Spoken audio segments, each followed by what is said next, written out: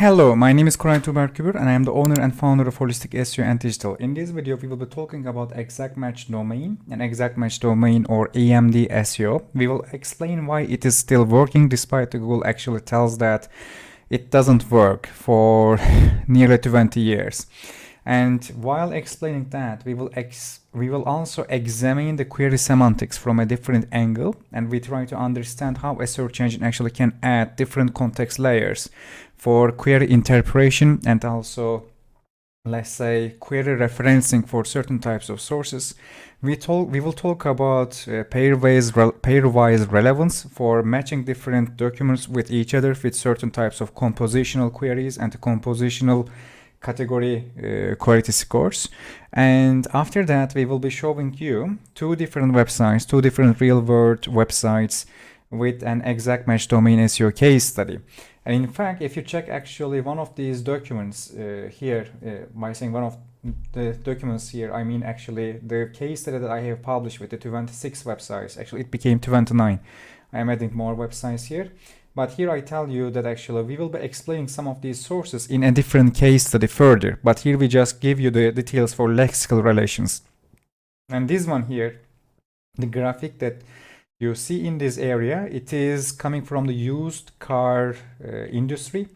And also it is an exact match domain SEO success. It is a sub-project of the Guha.cars, which is a, let's say, a website that provides actual direct to consumer and also business to business product solutions. Product here is actually used cars, and this is the exact match domain. The funny thing here is that since other competitors actually couldn't pass or outrank the specific exact match domain, they found the solution for opening or creating another exact match domain website. And this was the problem that actually Google had to focus on like 20 years ago. Since we used the brand search relevance factor many years ago, or let's say our ancestors, SEO ancestors or our SEO fathers and mothers 20 years ago, they were using exact match domains for actually bending the queries and also making commercial queries navigational, or they try to actually change the meaning of the query by providing enough level of exact matching domain so that they can change the document statistics. If document statistics change, Google will need to change also their interpretation for the specific query as well. And it happened one more time here. Actually, while we are using an exact match domain, the competitor needed to use the same exact match domain, and it created many problems here, like brand identity. If you check actually our YouTube channel in this area, you will see that in SaaS SEO case study, we talk about brand identity, source context, and also how we need to actually create a brand reputation for SaaS projects in SaaS SEO campaigns. And in this specific one, there were two companies. One is Sunny Valley Networks, the other one was Sunny Valley Meat. And when someone searches for Sunny Valley, there is also a location in Oregon, which is called Sunny Valley, and also Sunny Valley Networks and also Sunny Valley Meat. They were competing together to change the meaning of the query, and we have seen how the query variations and query interpretation and processing would actually change this process. In this specific one here, we talk about query processing in a really good way, I can tell, and also we explained you how we can actually expand a topical map further. And when it comes to query semantics, we focused on the query search language and what does it mean. And in this section, we have used actually two websites as B2B. One of them was already a product search engine, and we tried to actually change the meaning of the query so that we can actually connect everything back to the specific our own website in a proper, let's say, relevance calculation. In other projects too, you will see actually that we mention from time to time the exact match domains, but especially this one here, the one that I will be explaining to you, it will be let's say directly be focusing on site quality, query inference, or query processing and parsing, and at the same time let's say a little bit how a search engine can try their best for preventing certain types of spam, but why they are not able to actually keep SEOs from using exact match domains, because it is about further configuration. while you are trying to actually decrease the rankings of the exact match domains, as a search engine engineer, you might end up while decreasing the rankings of many other irrelevant websites. That's why we will see some interviews from Metcalf and also Amit Singhal, and there also they are telling that cautious interpretation is an important principle, because you might think that while using these machine learning systems or classifiers, you might realize that all the websites, they seem like small red or green or different colors dots, and you might assume that all these specific dots, they shouldn't rank anymore, but there might be really good websites there.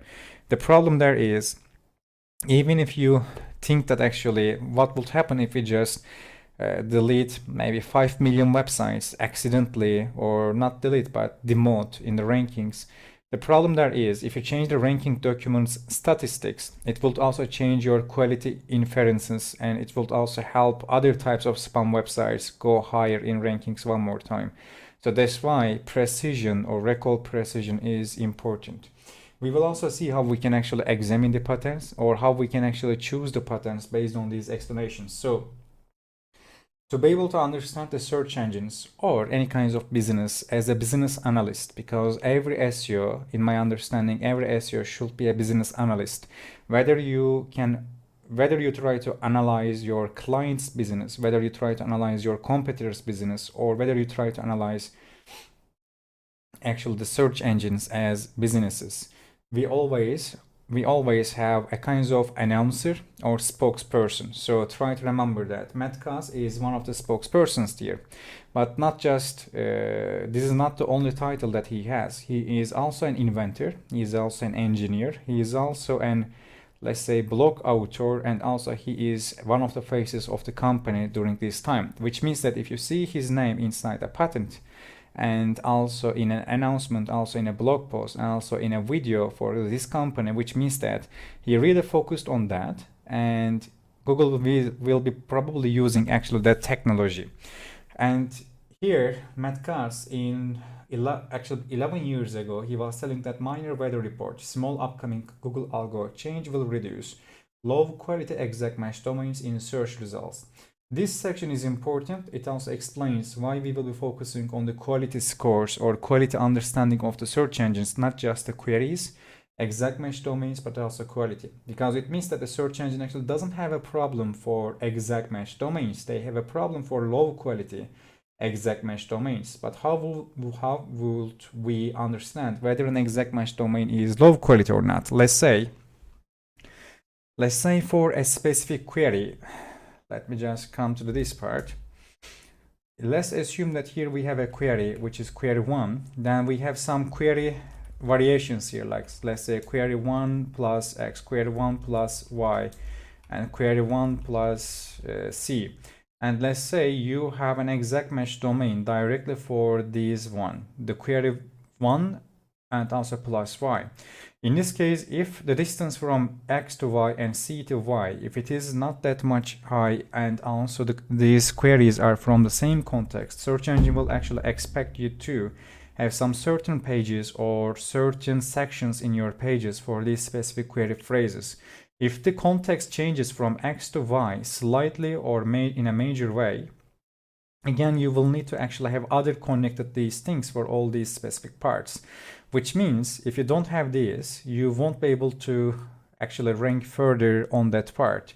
We will also see PageRank distribution or reasonable server model, and we will try to understand how the PageRank also can affect these things.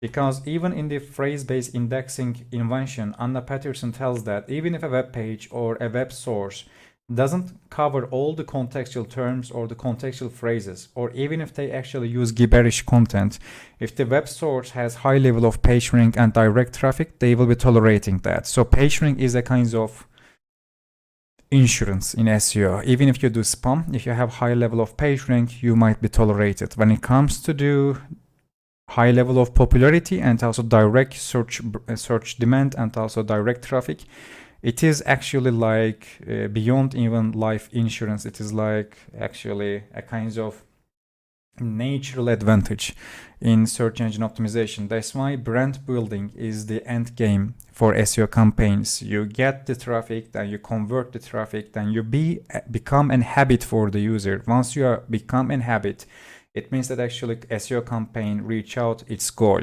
It's not just about always staying at the top of the SERP. It is about actually making yourself a habit.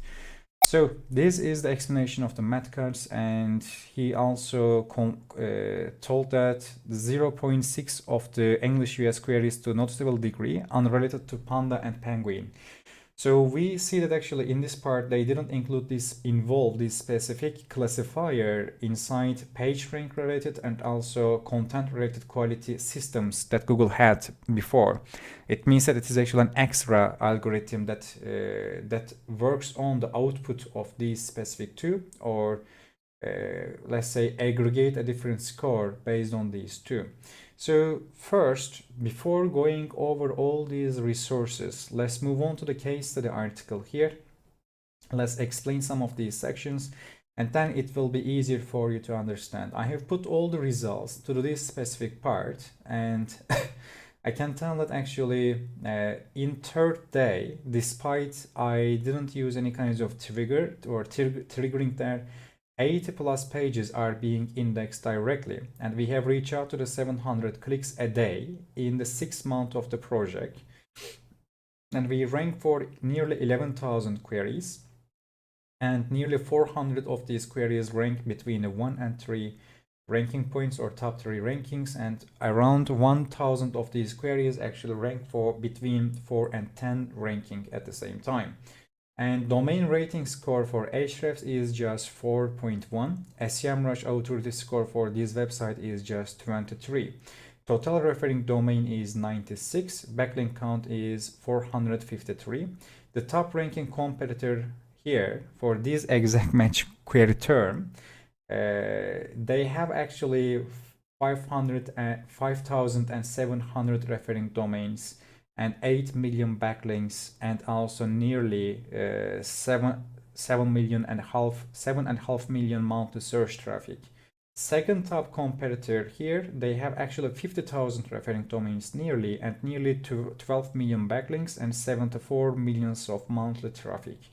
So imagine that you are competing against these two giants for your own search term, and you are able to actually rank in the first page, and you go inside actually the second ranking place, then you go also inside the top 3, then also you stay in the second ranking place as well, and you wait for a broad core algorithm update.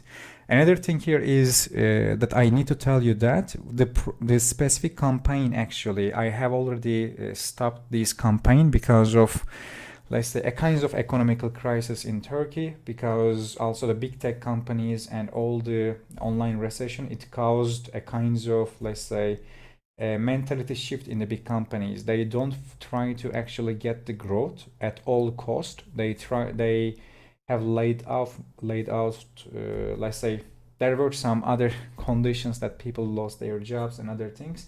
So that's why we agreed on pacifying the project. And in this case, you will see what happened after we stopped using PageRank and overall content related relevance or topical authority for exact match domains. Then the second exact match domain actually started to rank higher than ours. So it will be helpful to see that one, you should be keeping exact match domains active as much as possible. And if you don't keep it as active, how the search engine will actually replace your exact match domain with another exact match domain. To be able to see these, let's say, configurations of the search engine, it is a really helpful project, I can tell.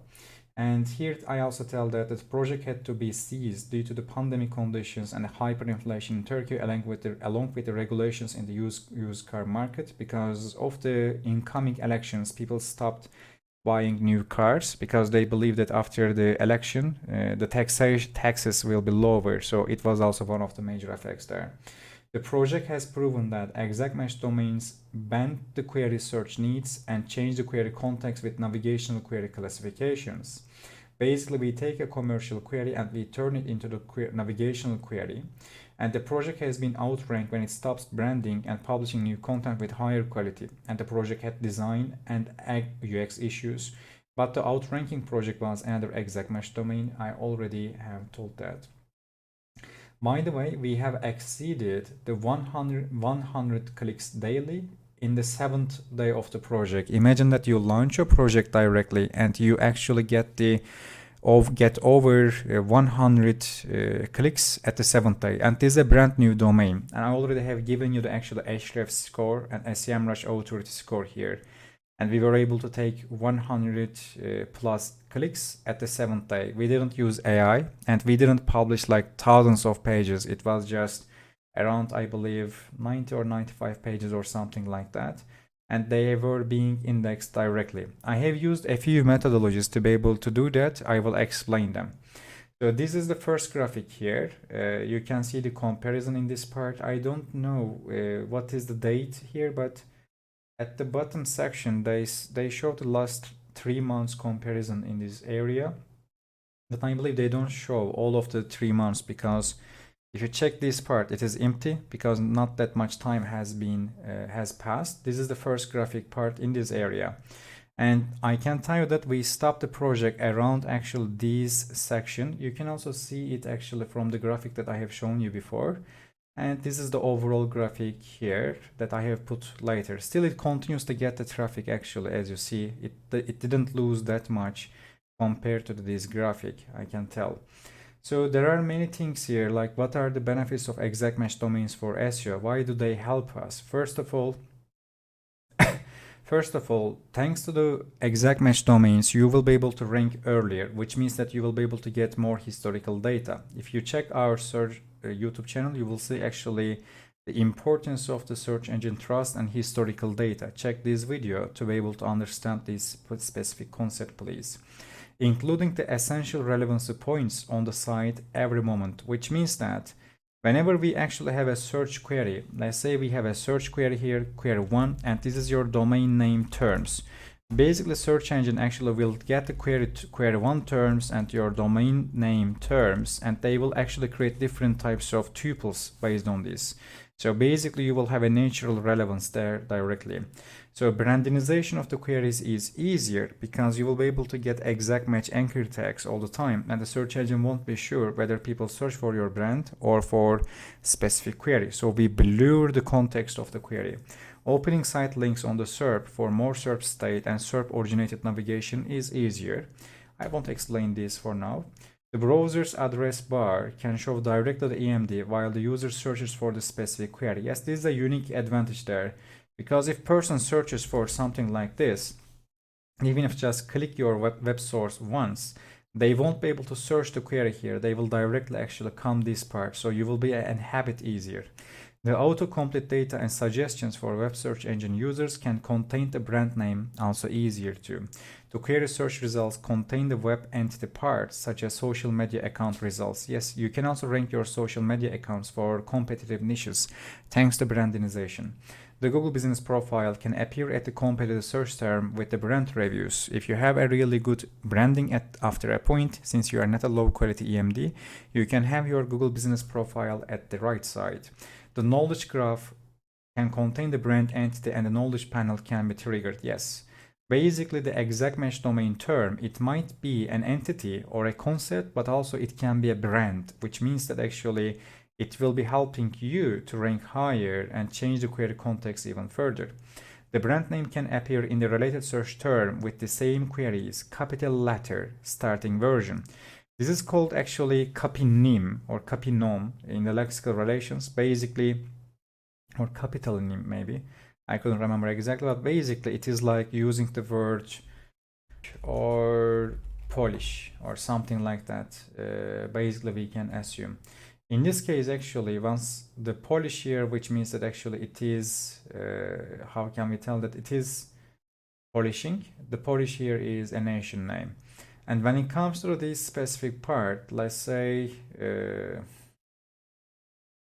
yes, if you have a local relevance, especially in your brand search or let's say branded queries, you will be able to rank also higher for this specific region as well. And the brand's video carousels and the video results also can appear. If you have a YouTube channel with your brand name and the brand name is also matching the search term, you can rank higher by creating actually a Twitter carousel and also a YouTube video carousel as well. If you have news about yourself, you can also trigger actual news about you SERP feature too. Shopping or book section can appear for the competitor terms also faster as well. The brand's managers or founders can appear in a specific search term results directly or also indirectly too. If you also create websites for your founders or other types of shows, you can connect yourself there directly. This is the internal link structure I have used inside the homepage. And basically these terms here, these are the XYZ, and we connect all these things back to the actual our context one more time. When it comes to the query processing, or why is query processing relevant to the exact match domains, basically here actually we try to get the contextual relevance of every possible contextual domain for this specific query term. Then we create a topical map for an exact match domain. Then we create a source identity and we connect everything back to there. If you don't know how to parse and process a query as a search engine does, do not get me wrong, but it doesn't matter which keyword you put inside these sentences because you don't get the context. And there are many different types of relevances. Like I explained one of them by saying natural relevance actually, but I explained it slightly. I didn't deep dive there. But let's say we have relevance based on concepts, which means that the relevance comes from the definition of the concept. Even if the query doesn't mention it, still it will be actually relevant there. We also have lexical relevance, which means that based on synonymic, or not synonym basically, but synonym, antonym, or hypernym or hyponym, even if you don't mention it directly, even if you imply it, still you will get the relevance there. And there are other types of relevance or relevance understanding points there. So you will need to process the queries according to that. And when it comes to the here, let's say, why is entity-oriented search relevant to the exact match domain SEO project? Two things. First of all, concept or the phrases in the search term, they're already entity, and you will need to make your brand also an entity as well. So let's say in this specific part, I have shared this tweet because yeah, I have written this case study very much before. The image at the top was old. And while writing an SEO case study for exact match domains, a good explanation from Google's spokesperson for EMD at minutes 11 for this episode when SEO goes wrong of the search of the record podcast of Google, the Google spokesperson tells people were exploiting. It was the issue, basically, but they couldn't prevent it still. There are other ways of, let's say, exploiting it. And Gary Elias tells directly there that actually people were exploiting the exact match domains and we decreased their advantage for rankings. Did they? Anyway, they decreased the advantage for entry-level SEOs. A search engine can try to match the word embeddings, character embeddings, or meaning of the word. Embeddings do not vary from word to word while meaning changed tremendously. The same word can have multiple different names with different other words. Thus, a search engine needs to differentiate when the word refers to a brand, when it refers to a term. The differentiation process can extract mentions or inferred links for the brand. I have used these things, by the way. Probably I didn't explain this before. If I go here for this specific project, the first SEO case study that I have published in the white hat SEO industry, it is this one. And the name in this part, the name of this website is actually this. Which, this word here, this means which.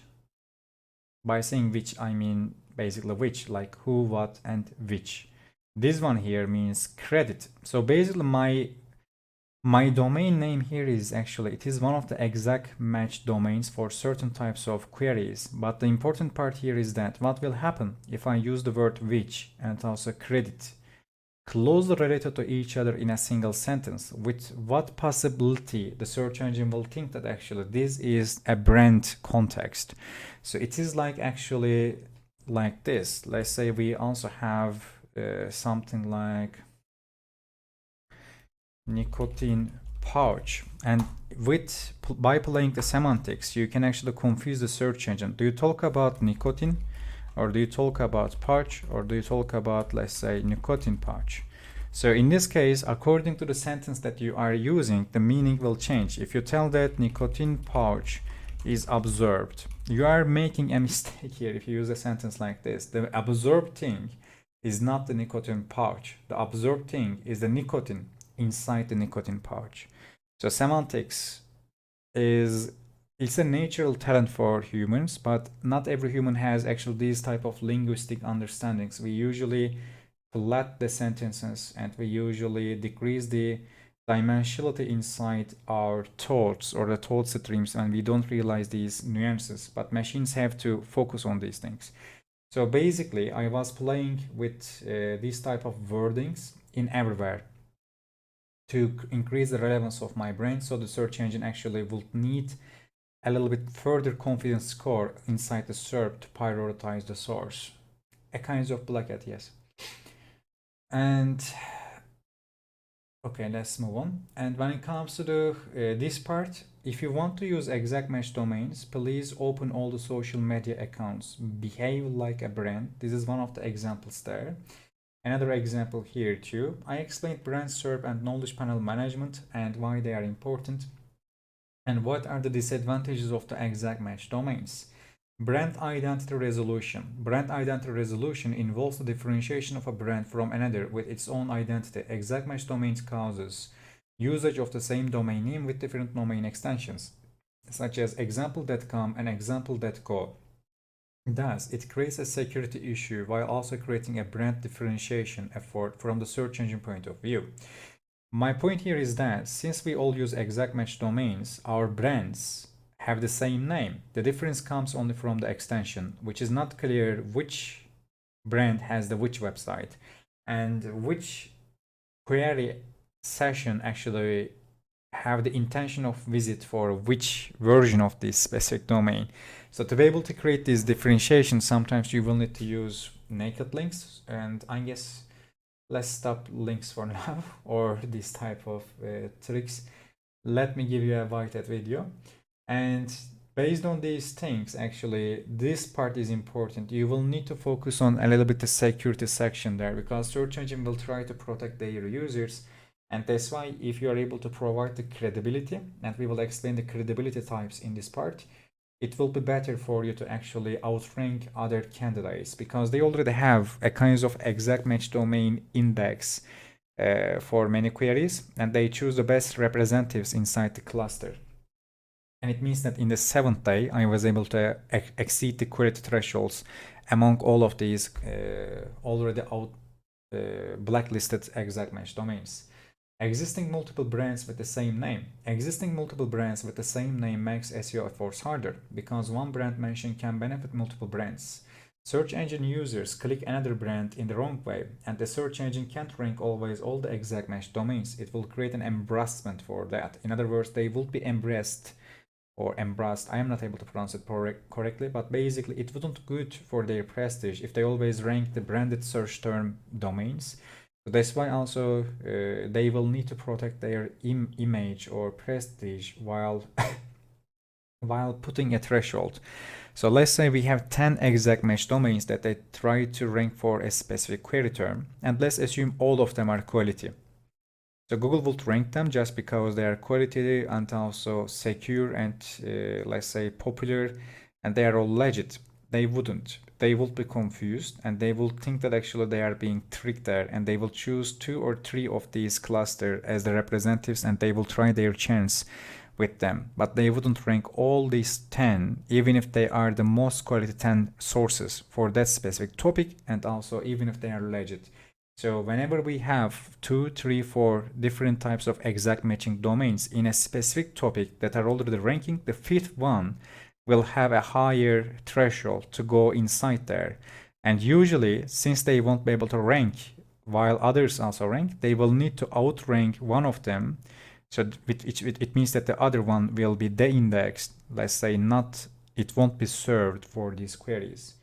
Lackness of brand identity awareness. Lackness or lack of brand identity awareness is a long-term obstacle for EMD brand. Not having a brand identity can decrease user retention, brand other queries, search demand, and the brand's prominence to the search engine. To differentiate a brand from another, using better UX elements or trust elements, logos, mottos, events, event newsletters, or omnichannel marketing strategies are necessary.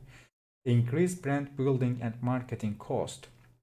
Brand identity awareness and identity resolution and multiple brand name competitors create an increased marketing cost. Marketing cost involves differentiation, positioning, and brand identity building process cost. Exact match domain SEO efforts and brand building efforts should work together. So these are the disadvantages, or let's say obstacles for us. And why information foraging is relevant to the, let's say, exact match domain. I explained information foraging before. It is the art of, not art actually, it is a science of constructing a search engine result page in a way that we can satisfy more users with a higher score or higher relevance or confidence, which means that actually exact match domains, they might increase the chance of actual dissatisfaction. That's why they are actually more cautious for ranking these things, especially labeling these generic terms as branded query.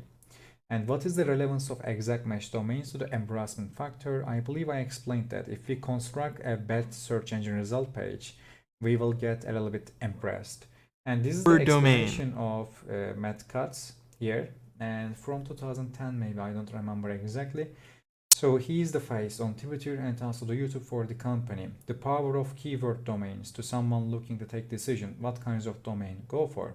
And here they explain, or Matt Cutts explain actually these things like buyviagra.com or other things, since he was an expert for adult search in Google. And it is the story of how Matt Cutts actually started to be an anti-spam person in Google. Directly he goes examples for this type of things. Having keywords in your domain, think about some of the big successes that are Zynga.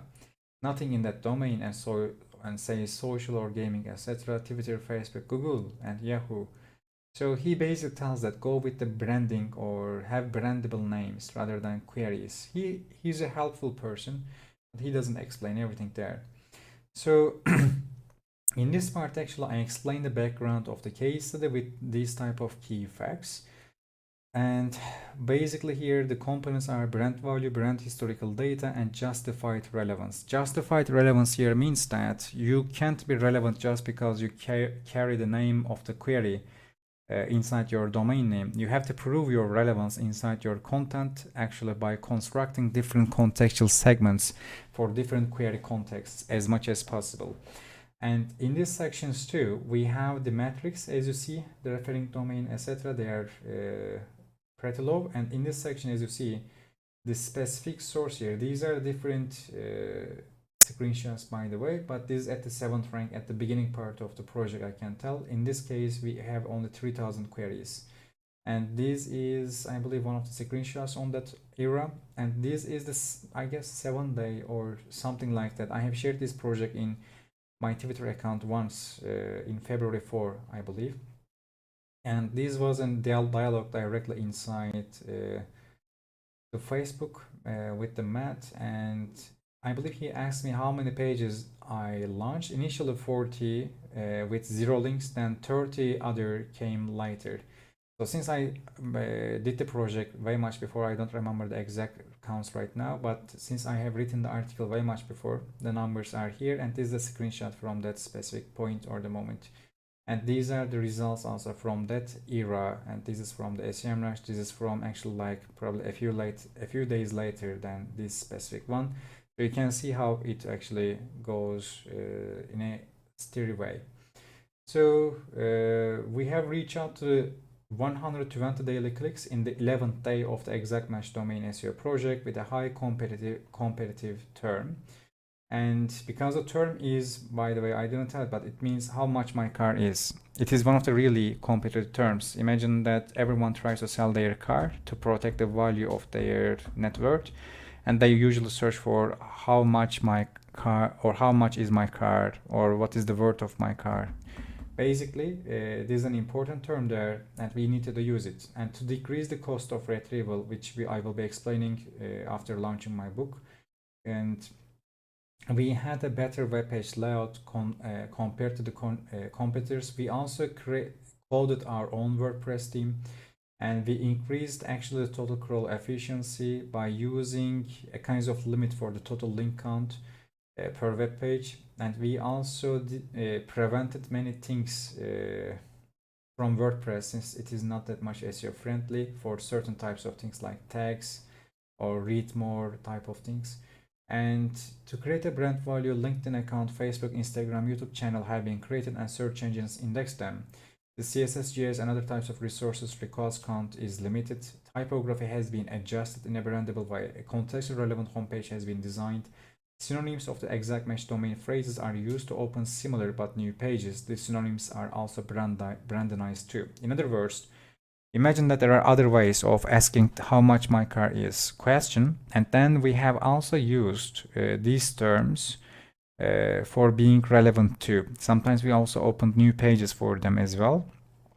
And we also use these other synonym phrases for our exact match domain as alternate name or motto of our company. So in this case, actually, we are approaching the same query from different stages.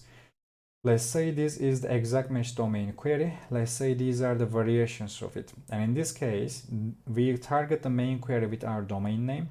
We target the second query with our motto. Let's say we target the third query with our alternate name or with a different section. But at the same time, we open new pages for them, or we try to create a different contextual segment in our homepage for this specific one.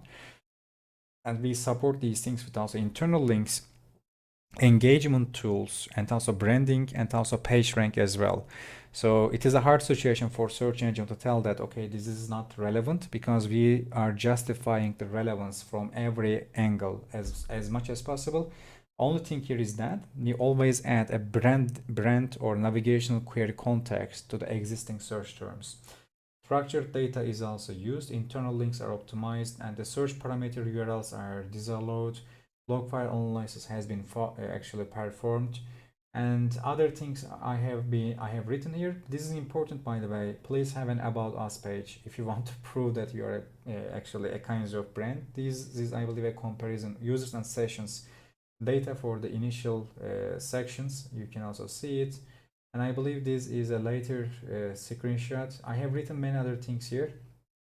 Read it, because there are some important nuances here, like tracking users from Chrome browsers or Google DNS addresses is possible. Basically, Google actually is able to follow you if they want to follow you. And it means that actually, if you have a UX issue on your page or something like that, eventually they will be having that data. And we also have used Crux or Chrome User Experience Report for these type of sections as well. And to provide the best possible user behavior patterns and the satisfaction, a car value calculator has been designed for the attributes below. Yes, we have designed a tool in the homepage. Basically, people were coming there for using the tool. And car brand, car model year, or I have written this 2 times, sorry, and car body type, car gear, or fuel type, or damage situation. All these things have been written in there for evaluating the car value. And at the same time, homepage targets the canonical query. I have explained what canonical query in this query semantics and also query processing as well. You can check it. And landing pages target the represented query. The landing page has a web app as well. The homepage doesn't have a web app. The landing page has the homepage phrase on it. The homepage doesn't have the landing page phrase on it. So we actually use different types of, let's say, combinations of the phrases based on phrase-based indexing principles. If you watch the previous videos or some of my case studies, you will get phrase-based indexing in a better way. To understand the represented query and canonical query, read the ranking signal delusion. And ranking signal delusion, ranking signal delusion is the process of diluting the ranking signals by creating conflict between web pages.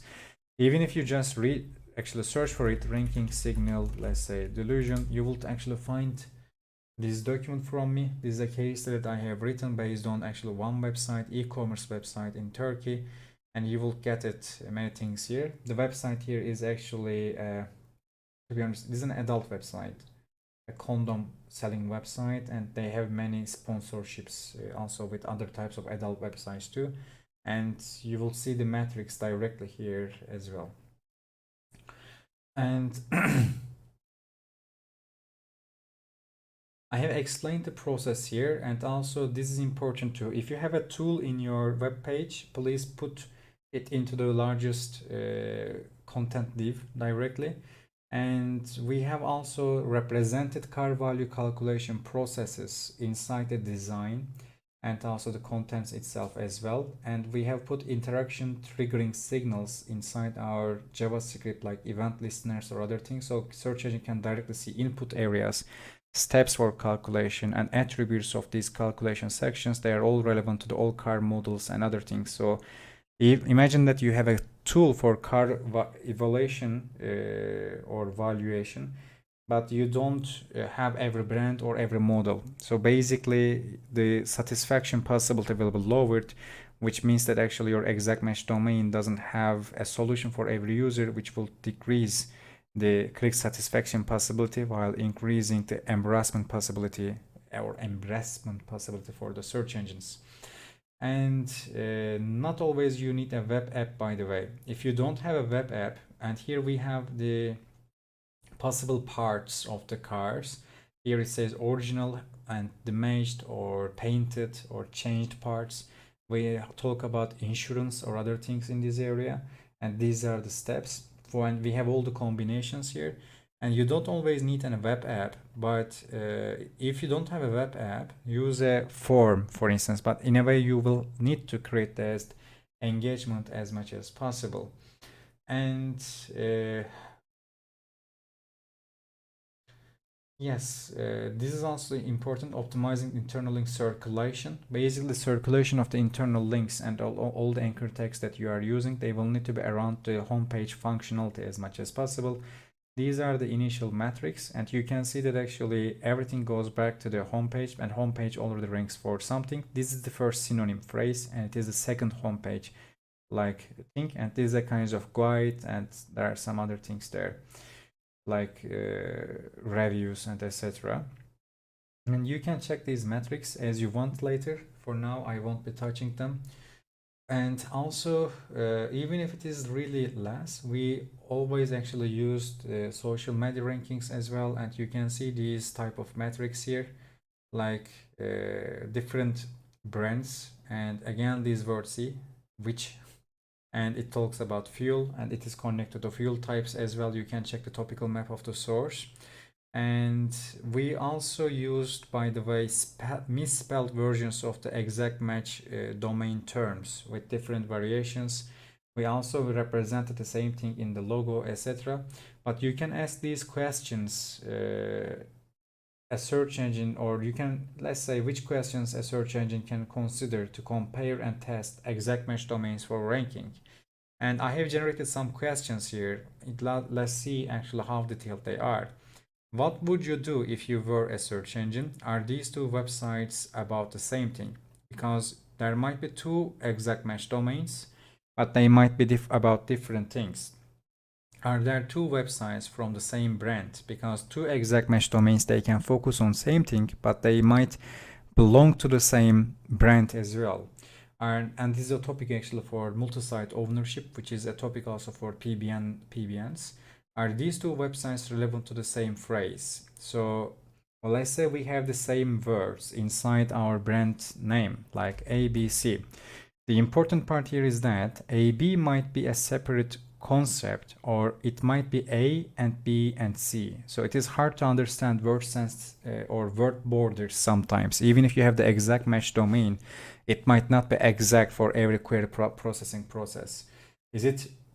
And also you will need to understand certain types of, let's say, misspellings. Even if the letters are the same, the brand name might be different. Do they use the same logo?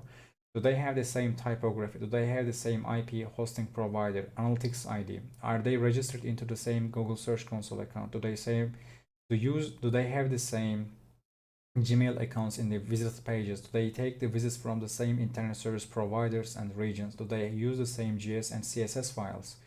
They use the same layout, margins, paddings. Are their CSS class names have the same? Are these brands permanent? For instance, if there is no historical data, it will be harder for you. Should I rank both of them for the same web page? Would it be embarrassing for a search engine? Would users like it? Should I choose only one of them as representative for other one? Should I transfer one of them as authority to support another one? Should a search engine rank every exact match domain if these two are successful? Let's say two of the exact matching domains were successful, and what will prevent you to ranking from the third one? Should a search engine rank exact match domains only for car-related queries? For instance, for other industries, it might not be the same. Should a search engine rank every exact match domain only for this language? So if we have too many exact match domains that are unsuccessful for a group of queries, search engine will be actually more skeptic, since they won't bother themselves for spending further time there. They don't have to be fair always. Does it worth all these costly questions? Is there a possibility that one of there is really a brand? Does anyone search for these brands? What should I do for every two brands that have the same name? And even if the domain name is different, still the brand name might be the same as well. We have these situations too. Do they have the same CEO? Are the same names on LinkedIn appear on the same brands? Do they have any news mentions? Do they have any links from news sources? Do the third-party independent sources mention them? Should I add both of them to the knowledge graph? Should I trigger two different knowledge panels for both of them? Should I rank both of their logos on image search? Do they sell something? Do they accept members? Do they have some social media accounts? Do they have a real world address? Do they have a foot traffic? Foot traffic means that real world traffic. Are their CEOs really experts on these topics? Or how do other search engines rank these sources when they are linked the first time, when they are registered for the first time? Do they have a company SSL or free SSL? Do they have a real world entity reference from a legal department or directory? Do they have a voice, a face that can be annotated with them? Which one of these brands has more authentic content? Which one of these brands have satisfied queries better? Can they be better than others for these queries? Are there any returning visitors? Do they have navigational queries? Are their domain extension? By saying navigational queries, it's like login to X or X calculator, etc. Are their domain extensions good enough to differentiate them? Like single letters will be a little problematic sometimes. Is domain extension part of their identity? Because sometimes the extension of the domain, like vava.cars, it is part of the domain name and also brand name as well. So that's why extensions are also important. So these brands with the same name and target an exact match query with their domain names incite others to do the same. This is also a problem because as a search engine, if you rank exact match domains, you will be inciting others, and this was the situation that happened here as well.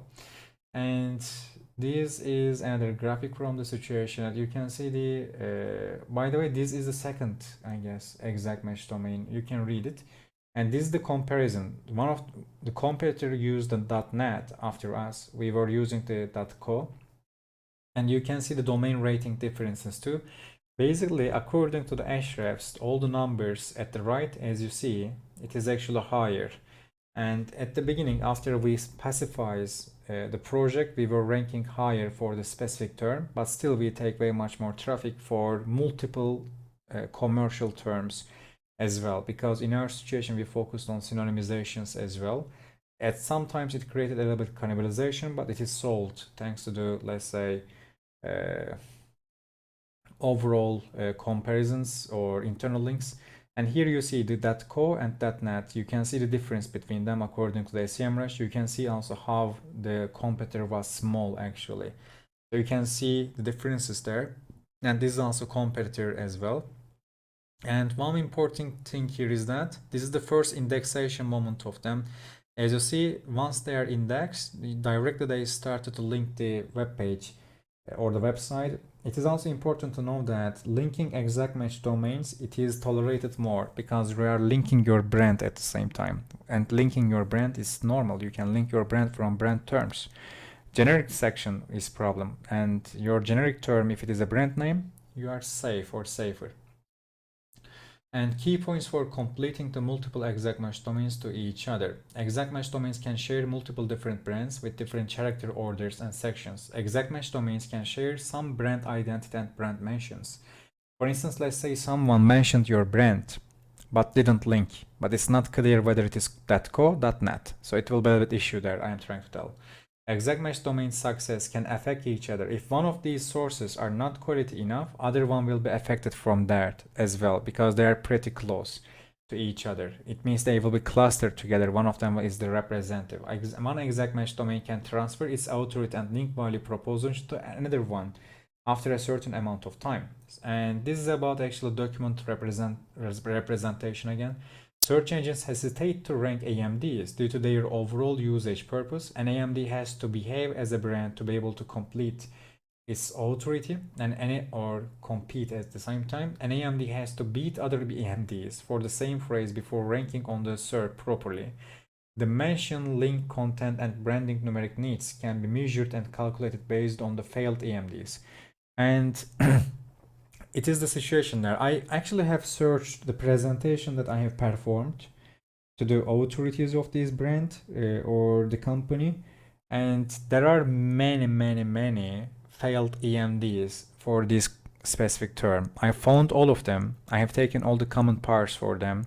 Then I actually exceeded thresholds directly, and I have told them directly that you will need this type of links, this amount, this type of content, this amount.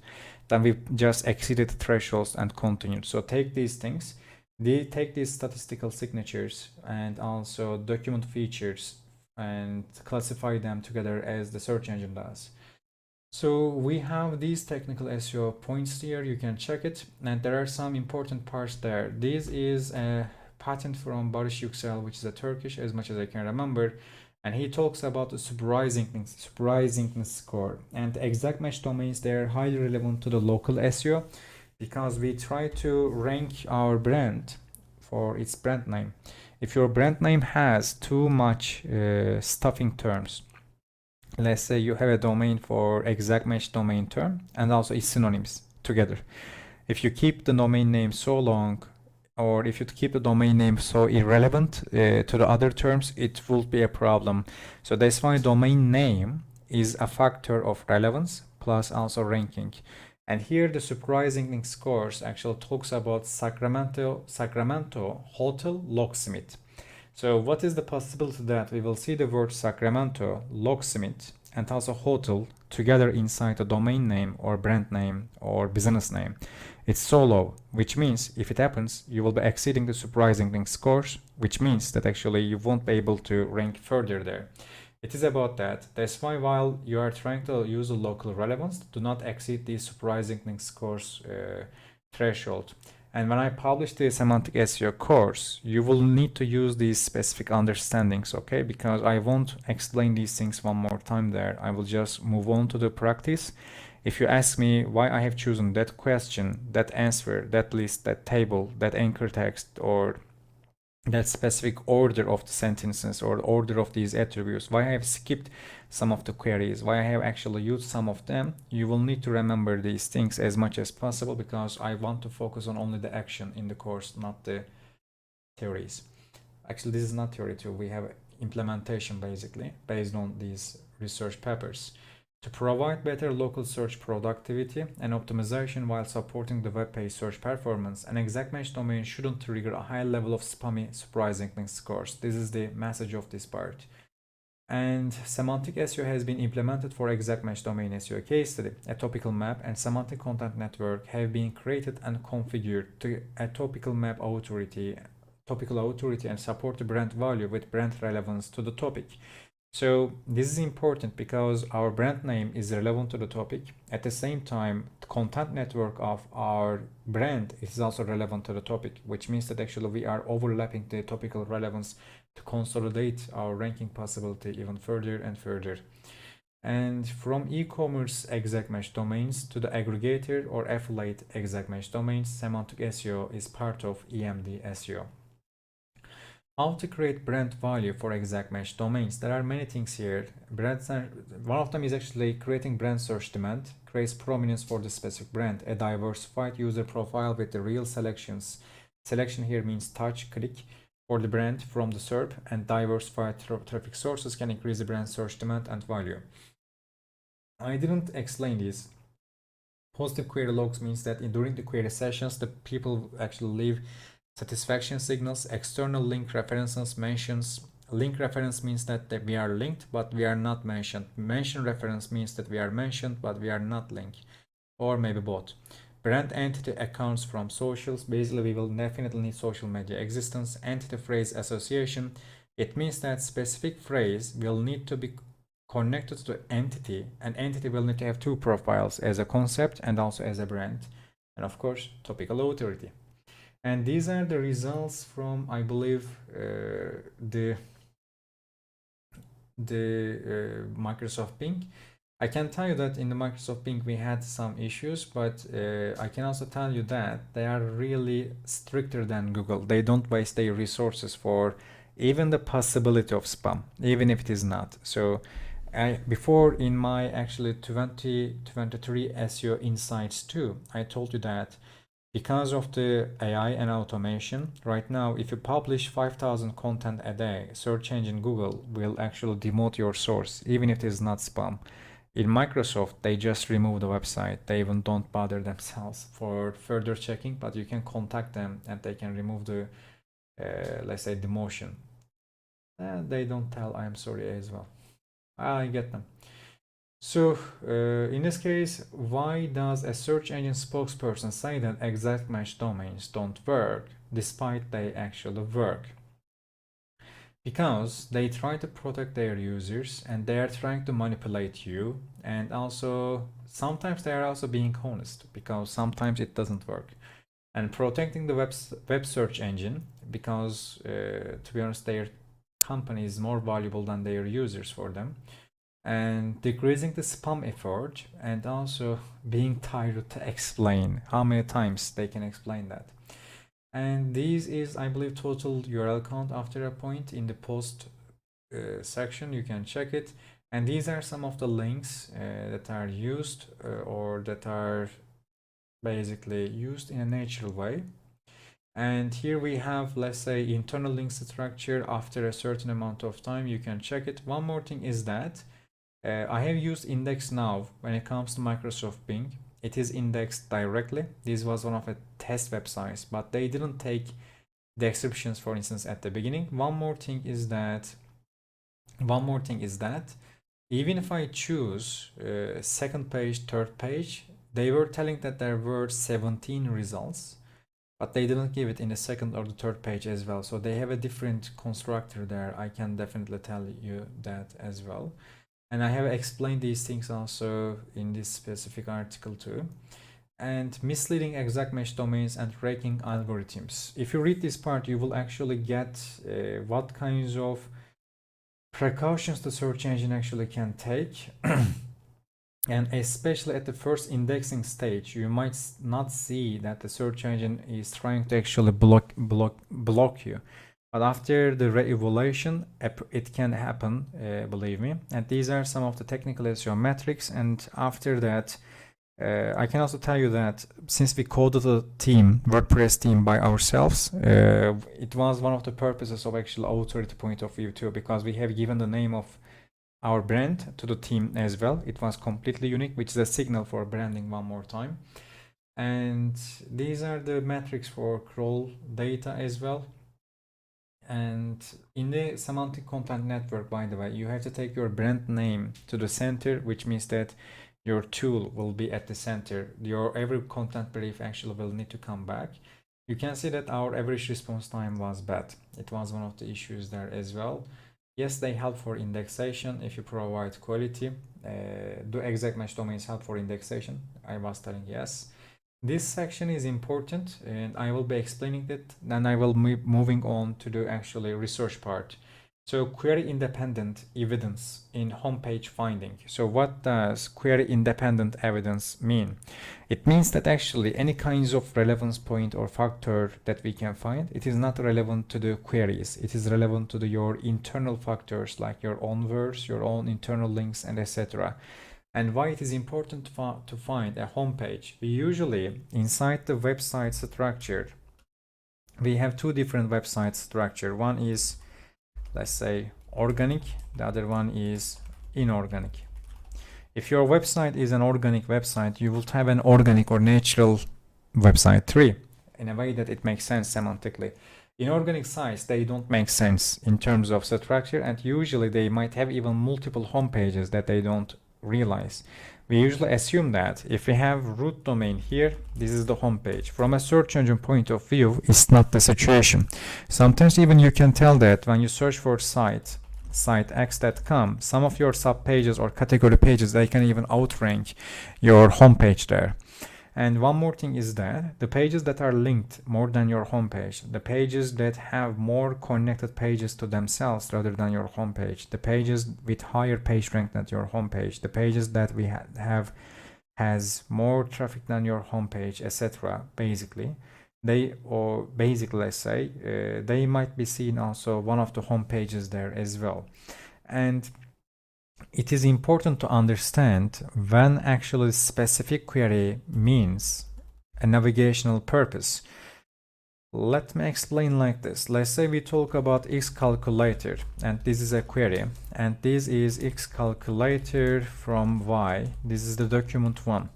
And let's say the click-through rate for this specific document is 99%. If it is a situation, I can tell that X calculator query will be classified actually as navigational, because most of the time people actually mean you, which means that X calculator will be a synonym with your brand name directly. It would mean that this specific document 1, it will be actually your homepage there as well. If you get really good amount of traffic there, it will be the most functional and most important page for you. And if probably you will be also support this situation with your internal links as well. And the internal link section there, it will be query independent evidence there. So that's why finding your homepage is important, and it's not always that much easy to find it. So we found that the document comes from Tristan Upstill. You know that I am fond for his work. And we found that in optimal conditions, all the query independent methods studied, whether PageRank, whether in degree URL type, offered a better than random improvement on a content only baseline. So rather than checking the content only, the PageRank and the URL types, they were more important. However, only URL type offered a better than a random improvement and an anchor text baseline. In realistic settings for either baseline, only URL type offered the consistent gains. In combination with URL type and the anchor text baseline was more useful for finding popular home pages, but URL type with content was more useful for finding randomly selected home pages. We conclude that a general homepage finding system should combine evidence from document content, anchor text, and URL type classification. And here they explain the structure in this part. This is the competitor, by the way. They also lost some of the traffic after they also pacify their project because of the same reasons. And in this part, actually, we have some explanations. I explained what annotation text is, which is the text around your anchor text. It should be aligning with your anchor text, and also the query variations to show the relevance even further. And I have explained also list-wise algorithms too, but I will explain them in the research part a little bit further. So if I continue from this specific section, or let me just read it, it will be easier for you to get it in the research part. So the ranking exact match domain for a query makes it hard to rank for a second exact match domain. And there are multiple obstacles here to understanding whether the EMDs belong to the same brand, whether they are different brands, whether the domain extensions signal a different brand name or not. Annotation text, around anchor text, external references, social media accounts, search behaviors, design differences, color palettes, or click satisfaction scores in a query log sessions affect and help to determine which EMD should exceed the threshold for the association with the query. And the specific code domain and the specific .NET domain compete against each other, and thanks to overall topical relevance and authority along with the page rank increase and bring signals, both of the EMDs rank successfully. And lastly, list-wise relevance algorithms might help EMDs to rank higher. If one of the EMDs is successful, the search engine might rank the EMD's social media accounts or its other similar examples by assuming it is related to the brand or it will be satisfying in the same way. The point-wise, list-wise, pair-wise relevance algorithms are different relevance calculation algorithms for information retrieval systems. We will explain them. And both EMDs show similar search graphics because both of them stop being active after performing a certain amount of success. Google uses pair-wise relevance algorithms and document clustering for ranking calculations with lower costs and faster speed. Because having relevance calculation and overall quality scores for one of the domains helps to assign it to the another closely related one, and its correlation creates similar search performance metrics and changes over time. The only good difference between Co and the .NET EMDs is that one of them focuses on synonyms of the specific exact match query term, while the second EMD has a narrow focus on the specific query only. This creates a topical profile difference between the two EMDs because one of them actually has a wider, let's say, content network there, and to compete against an exact match domain with another exact match domain, the website update of the Google and synonym terms along with asymmetric topical maps between EMDs should be used to exceed the association thresholds for the query relevance and context from the generic, informative, actionable, and branding verticals. So these parts are, this section is a little bit important because when I say actionable, I mean instruction like calculate. Informative section is for actually learning the generic meaning of the term. Branding vertical there actually means that we just go for a research for the brand. In other words, if I put the query here, let's say there will be 3 specific contexts for the specific query. One of the contexts are actually about brand, and the another one here will be about just, let's say, action. This one here actually will be about, let's say, generic information.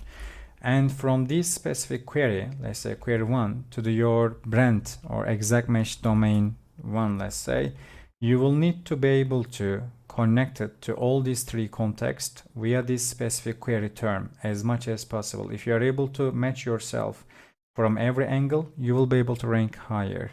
And while doing that, if we have one more brand here, let's say B2, brand 2, exact match domain for the same thing.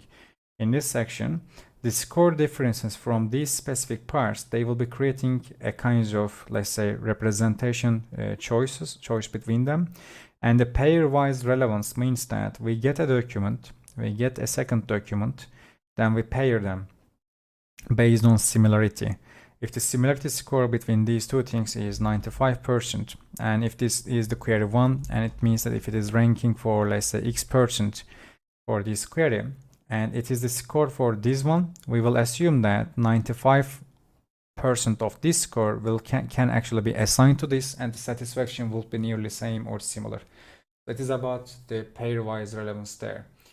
And here the Treason app still explains that at least 60% of the queries focus on finding a specific named entity, and serving the homepage for the specific query won't be satisfactory since actionable or information point is not served on the homepage.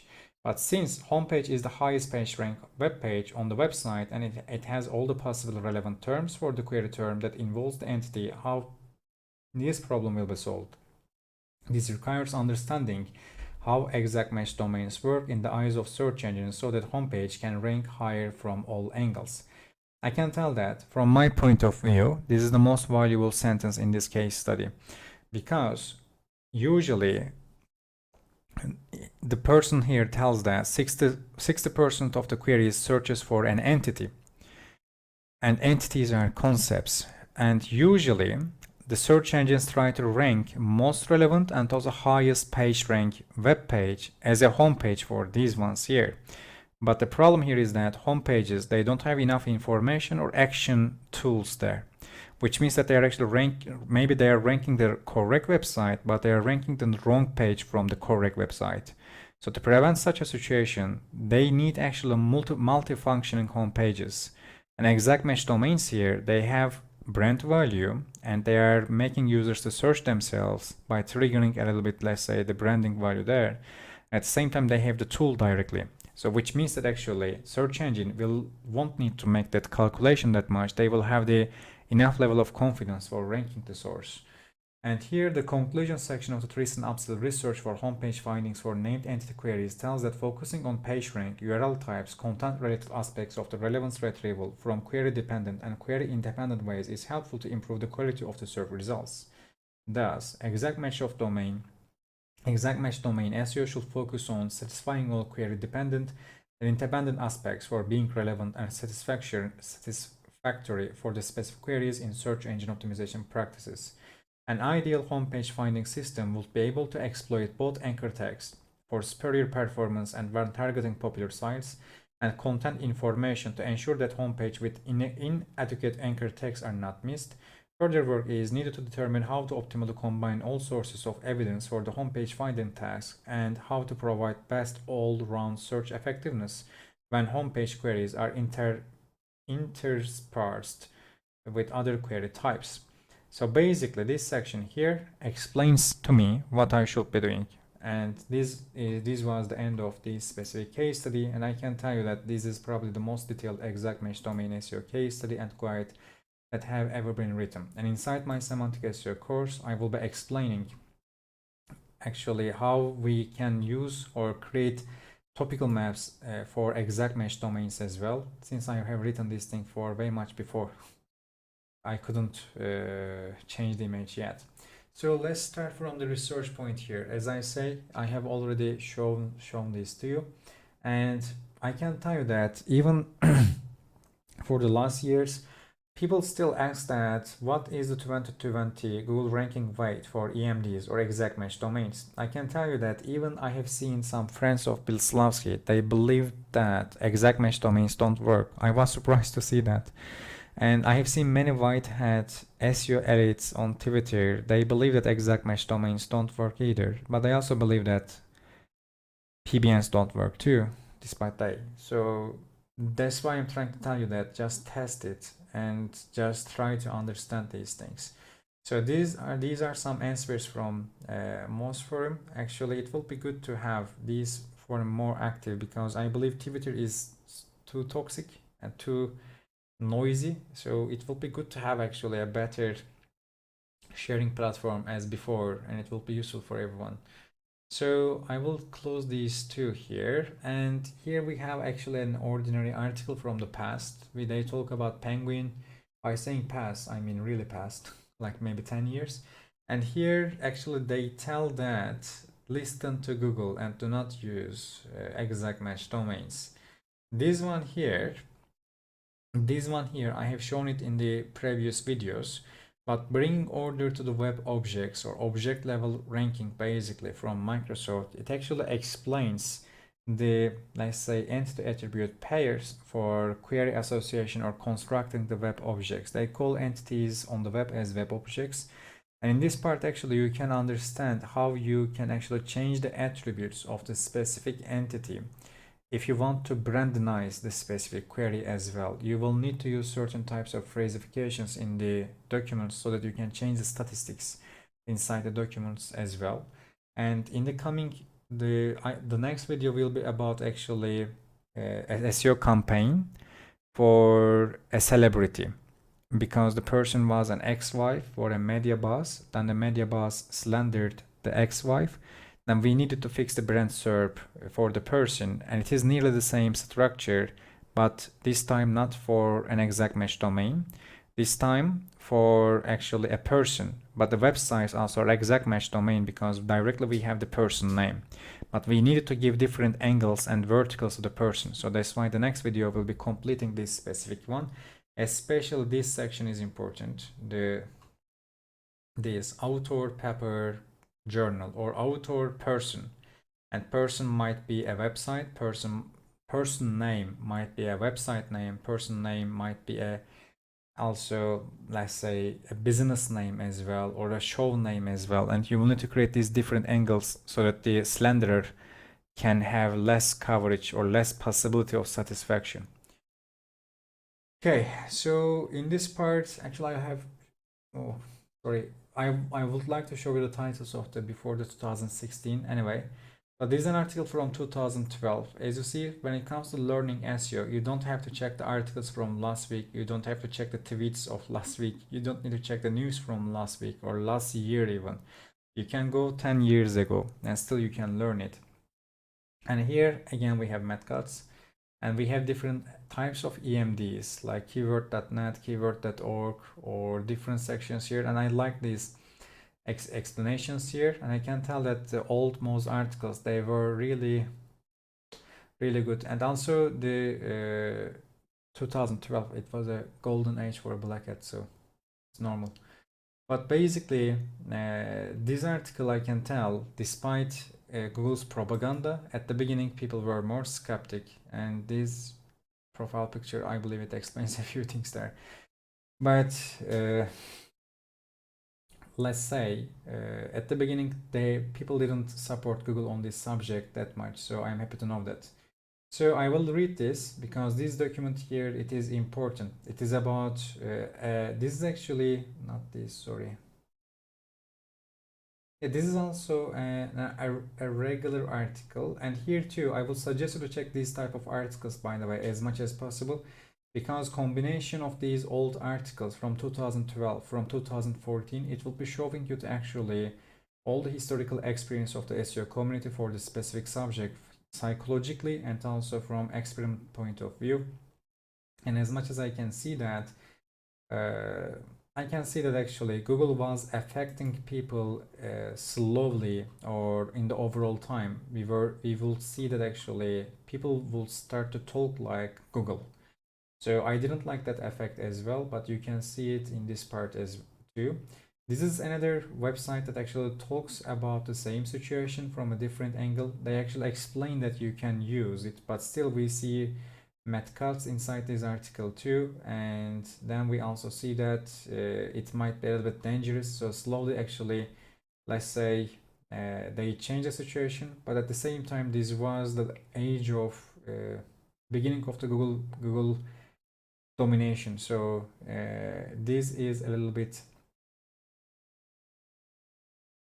let's say, free-minded era of the search engine optimization experts. So I like it.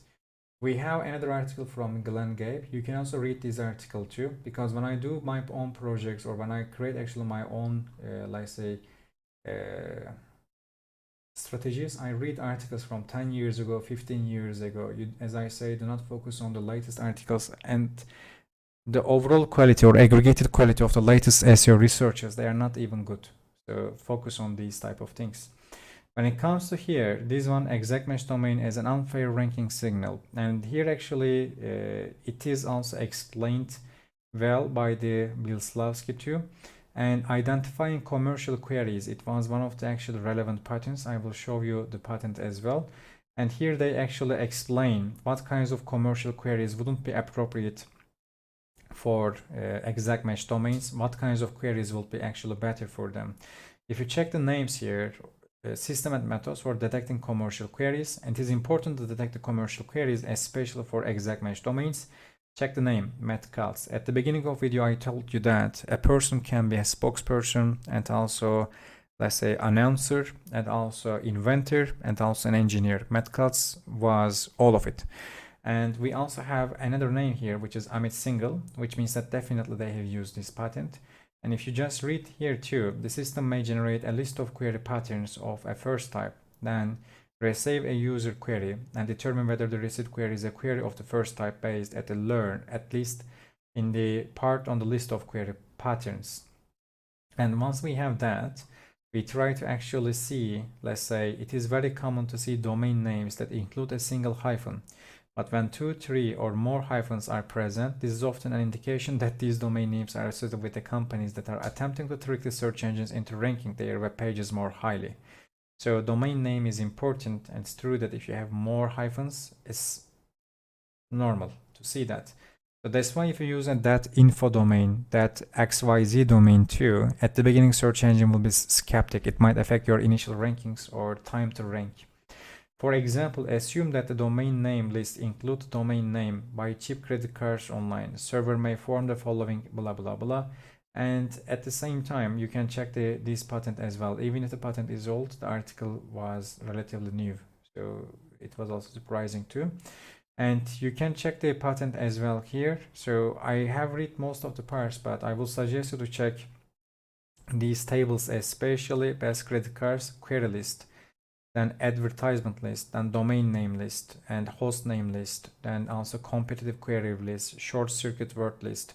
So again, the sex mortgage free type of things are here. So if there is a combination of these things, as I have said in the Surprisingness Score, they will be getting these specific type of words directly. And let's see some of the instances here too. In some instances, an owner of the search engine may allow companies to buy phrases or keywords to guarantee that their advertisements show up highly via banner advertisement when a search engine search query is received by the search engine containing those phrases or keywords. These phrases and keywords may be stored in the database that is associated with the server in one implementation consistent with the principles of the invention. The list of phrases or the keywords obtained by the server in ACT may be retrieved from this database of advertiser phrase and the keywords. My point here is that they can use PPC people's input for also spam detection too, because it means that these are commercial queries. That's why they are paying for ranking these queries. So since they are not able to label their own queries based on the search sessions, they use PPC people's behaviors. And this is one of the ways of using that. So try to understand engineer capacity here. That's why it was important. I can close that, sorry. And this one here too, the article here says exact match domains may not carry the weight that they previously did. And we see this stupid LSI keyword word here too. And this is an old article from Word Tracker. And again, Matt Katz with a single video affects them. And usually most of these articles are written by people that don't do SEO. These are paid articles. We are all in industry, and paid people for writing, they check what Google tells, and they write the same thing here with a possibility. So that's why I'm telling that old articles were better. From the same website that I have shown previously to, it tells that site-wide connections, they became 8, and they are being shown mostly actually exact match domains like creditcards.com. So it is one of the important aspects there, and it is 2007. As you see. So also it is one of the important sections to think about that. So this is one of the important parts, at least from my point of view, but it's a new article from our dear Bill Slavsky. And basically I would suggest you to actually check this research here, persuasive competitors or perspectives and research directions, because that will be connected back to the actual Stanford web credibility section. It will be helpful for you to check it. And Microsoft Pepper on web credibility too. We will be checking that as well, and using actual displaying credibility or correlated features. This part especially, correlated features, is important for MapReduce methodologies. MapReduce means that they are taking all the instances and they extract the features from these instances, then they use a simple algorithm on that. And on-page features here, spelling errors, number of advertisement, domain type, com, gov, is, etc. And off-page features, again, awards, certifications, toolbar, PageRank, forget it for now. And let's say sharing information from sites like Bitly, Facebook, or other shortened URLs. Because if there is no any kinds of shortened URL for your website, it will be a little bit problematic, to be honest. And user aggregated data about your website, they will also show some credibilities, at least according to the Stanford. And if I open that, open this one here actually, this is, since I didn't order the documents, it is a little bit issue, but I would like to show you this one first. It will be easier to explain. So this is a Wired interview. As much as I know, the Amit Singhal, he has given only 2 interviews. This is one of them, and it is a co-interview, and it is from 2011. It is a really important because where we did see these 2 people before, in the patent, they were trying to understand commercial queries together. And Matt Cast did an explanation, a video, a tweet, and also a blog post about it. And at the same time, Amit Singhal He has given an interview, and also he was on the patent as well, and he is really a high level of engineer there and also manager. So that's why actually it is important to realize that they are using the system. I will be reading some of these sections because if I just read the last sentence, actually it will be giving you some ideas, I believe. So let me just, they were talking about a few websites here. For instance, here, Wired.com says, I spoke to someone yesterday who runs a site called Suite 101. His rankings have tanked and his keyword traffic is down 94%. He says that it is not fair since he commissions and curates his own articles and contents the quality is high. Kat says, oh yes, Suite 101, and I have known about it for years. And so why did this guy take much bigger hit than the demand media? So Kat says, I feel pretty confident about the algorithm on Suite 101. I won't call out any website by name. It is important here that because Singhal is usually a background person, Kat is on the front. He is a spokesperson. That's why he gives directly his opinion. But when it comes to Singhal, he directly tells that I won't call any website by name.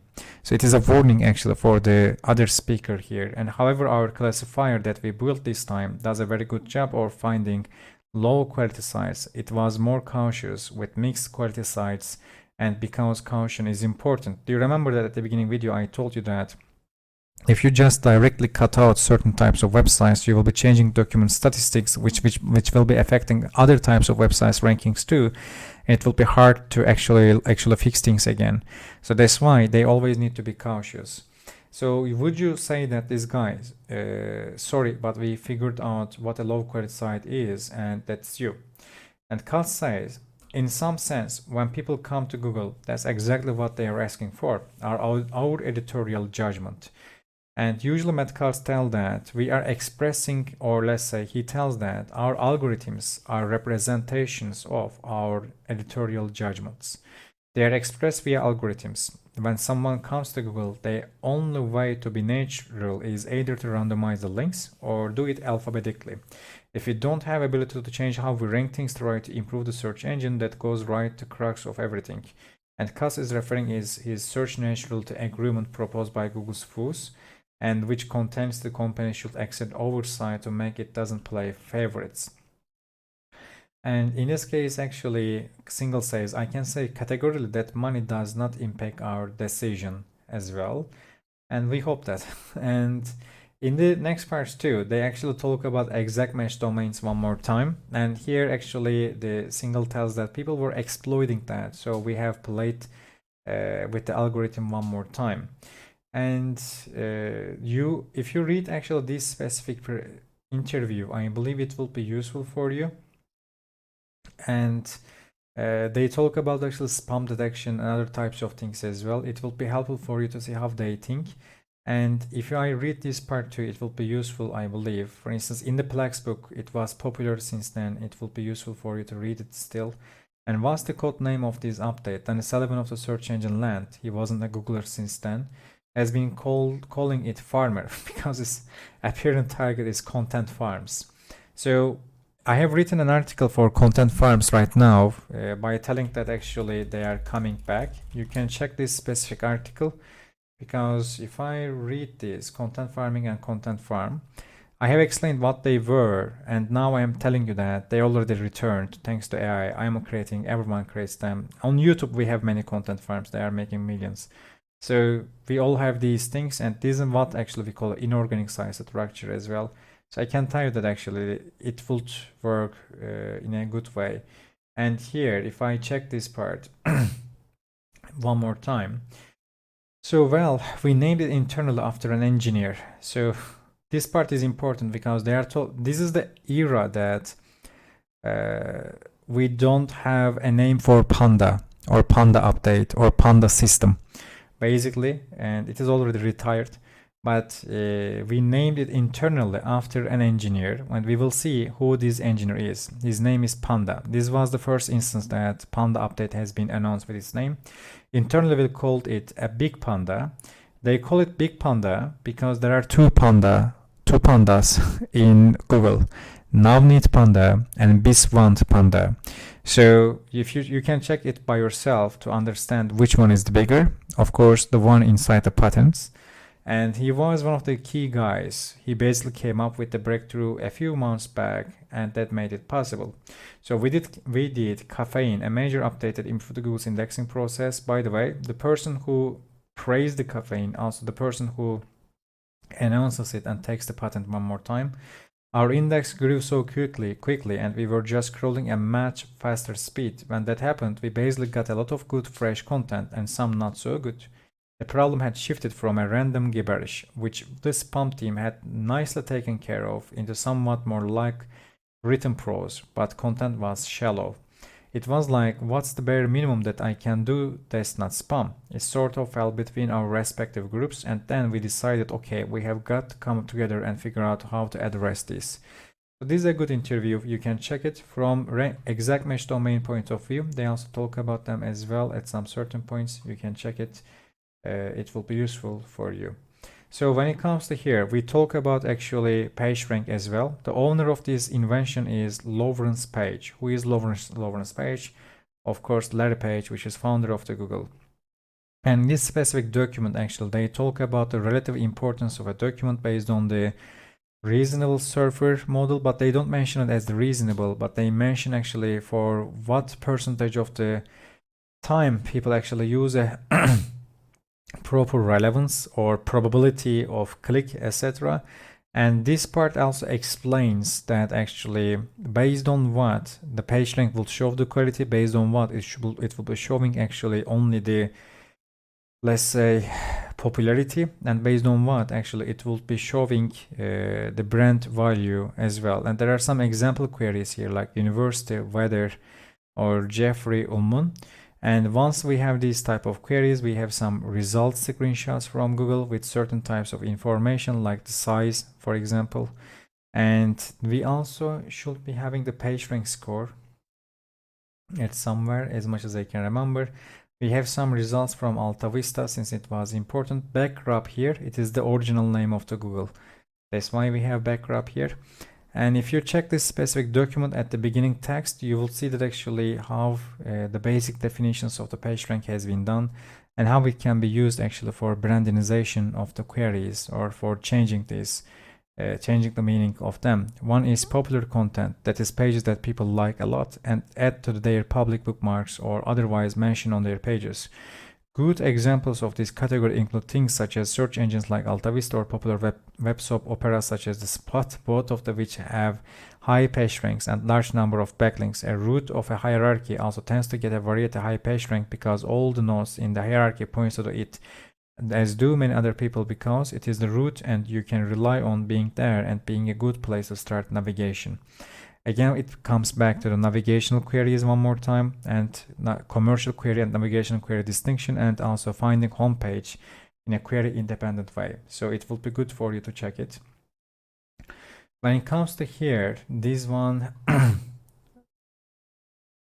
yes, this is actually that specific one. Yeah, this is about the credibility. I will read this part for you that there are 4 types of credibility according to the Microsoft. You will need to use all of them. One is presumed credibility. It comes from trustworthiness of the domain identifiers like government, let's say. Surface credibility. It is right from the inspection of a site, is often based on a first impression that a user has of a site and is often influenced by how professional the site's design appears. Earned credibility refers to trust established over time and is often influenced by a site's ease of use and its ability to consistently provide trustworthy information. Reputed credibility refers to third-party opinions of the site, such as any certificates or awards or the site has won. And we have further explanations for all these things, and contents itself also shows the credibility. So if you use an exact match domain, you will need to actually exceed the credibility for all these 4 verticals, whether from content analysis or other types of aspects as well. This specific research also mentions the trust rank and credible rank, which are 2 different, let's say, algorithms. Trust rank comes from Google, as much as I can remember, but there are two trust ranks in the patents. Google focuses on social media mostly, and Microsoft focus on other part. It is an example of actually how search engines tries to own a concept via the patents. And I also process the search engine, let's say, credibility or the trust directly inside my YouTube channel. You can check it. And here we have different topics. We have query terms and we have expert URL filters. And these are the users. So the important part here is that the model that they are creating and the user's choices, they are overlapping. So that's why they assume that their model gives the most experts for certain types of topics. And if we search for Atkins diet effectiveness, they will be choosing let's say PubMed Central, Nihgao, etc. And 254,000 of users has chosen that, they say.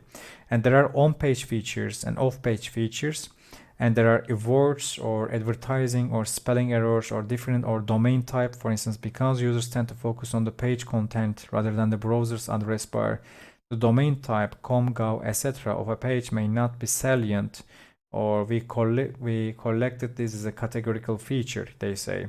When it comes to off-page features, let's say we have many things actually they explain here. One of them is PageRank. That's why PageRank I wanted to explain in the previous one as well. And then they actually focus on aggregate features like general popularity, geographic reach, dwell time, revisitation patterns, expert popularity. Revisitation here includes also bookmarks, as Lawrence Page also mentions. And there are some other things. So focus on the word feature, okay? It is important. And there are some, let's say, examples or example pages here too that they give for further sections here. Like this is also one of the methods of serving results. We have WebMD here. We have PageRank. We have, let's say, a kinds of note from everyone and also note from experts. So all these metrics, they are also represented from external sources. So they can actually put some other signals based on PageRank as well. And we have different types of, let's say, topics, conditions, and you can check all these features for certain things. So let's say these are search results, and this is the web page. We have author information, which is also important to show the author authority. It is cited many times in the research papers, I can tell you that. And on certain levels, definitely they are using it, I can tell. Agreement with ground truth. Groundedness was also a principle for Lambda. And distance from ground truth. I have mentioned this thing with my concept before in my slide share. If you check actually ranking articles based on opinions or opinion-based ranking, in this specific one here, I talk about the truth ranges, and they are coming from corroboration of the search engine result pages. And the research paper here, actually, it is about that as well. So this is one of the really good research papers from Stanford and also from Microsoft, from Meredith Ringel Morris. I will suggest you to check it, please. It's just 10 pages. When it comes to here, again, I will need to go to my slide share, actually. It's Ramanathan V. Guha. Who is Ramanathan V. Guha? Why do we focus on him? As I tell you that he is founder of the schema.org, also Data Commons, and at the same time he worked on Google and many other places. As I can remember, he worked in Microsoft and he actually wanted to do Google. And he is a friend with the Prakhar Raghavan as well, and he has many things actually. Here I actually processed him directly for many different parts. It will be useful for you to check this presentation. And basically, Ramanathan V. Guha is someone that you will need to check. He is also friend with Biswant Panda and Navneet Panda, basically brains behind the panda. And he is mentioned many times in terms of trust. One of the researches that he has written is propagation of trust and distrust. And also Prakhar Raghavan, which is the vice president of search on Google, he is also another researcher on that specific paper as well. It will be helpful for you to use in terms of semantics, topical authority, or holistic SEO principles as well. When it comes to this one, again, this is actually coming from, as much as I can remember, from Ramanathan Guha and also Ravi Kumar. And here too, we actually talk about, let's say, unweaving a web of web documents. Here again, we talk about actually trust. and overall relevance, and also overall trustworthiness of the sources. But I will only read actually this specific part because at somewhere we talk about actually compressing. But I can read, I believe that's this section already.